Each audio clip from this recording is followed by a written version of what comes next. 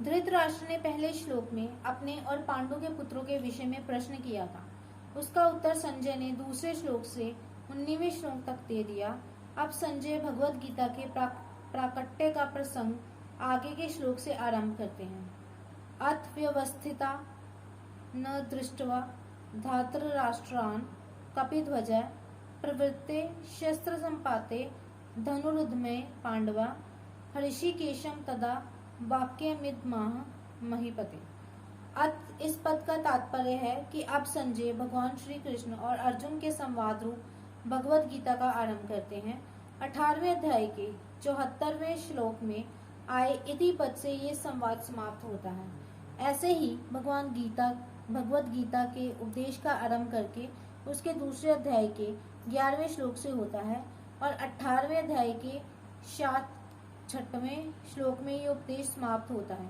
प्रवृत्ते शस्त्र संपाते। यद्यपि पितामह भीष्म ने युद्ध आरंभ की घोषणा के लिए शंख नहीं बजाया था, प्रत्युत केवल दुर्योधन को प्रसन्न करने के लिए ही शंख बजाया था, तथापि कौरव और पांडव सेना ने इसको युद्ध आरंभ की घोषणा ही मान लिया और अपने अस्त्र शस्त्र हाथ में उठाकर तैयार हो गए। इस तरह सेना को शस्त्र उठाए देख वीरता में भरकर अर्जुन ने भी अपना गांडीव धनुष हाथ में उठा लिया। व्यवस्थितान धातराष्ट्रान् दृष्ट्वा। इन पदों से संजय का तात्पर्य है कि जब आपके पुत्र दुर्योधन ने पांडवों की सेना को देखा तब वह भागा भागा द्रोणाचार्य के पास गया, परंतु जब अर्जुन ने कौरवों की सेना को देखा तब उनका हाथ सीधे गांडीव धनुष पर ही गया। धनुर्धमय। इससे मालूम होता है कि दुर्योधन के भीतर भय है और अर्जुन के भीतर निर्भयता है, उत्साह है, वीरता है। कपिध्वजा। अर्जुन के लिए कपिध्वज विशेषण देकर संजय धृतराष्ट्र को अर्जुन के रथ की ध्वजा पर विराजमान हनुमान जी का स्मरण कराते हैं। जब पांडव वन में रहते थे तब एक दिन अकस्मात वायु ने एक दिव्य सहस्त्र दल कमल लाकर द्रौपदी के सामने डाल दिया। उसे देखकर द्रौपदी बहुत प्रसन्न हो गई और उसने भीमसेन से कहा कि वीरवर, आप ऐसे बहुत से कमल ला दीजिए। द्रौपदी की पूर्ण इच्छा करने के लिए भीमसेन वहां से चल पड़े। जब वे कदली वन में पहुंचे तब वहां उनकी हनुमान जी से भेंट हो गई। उन दोनों की आपस में कई बातें हुई। अंत में हनुमान जी ने भीमसेन से वरदान मांगने के लिए आग्रह किया तो भीमसेन ने कहा कि मेरे पर आपकी कृपा बनी रहे।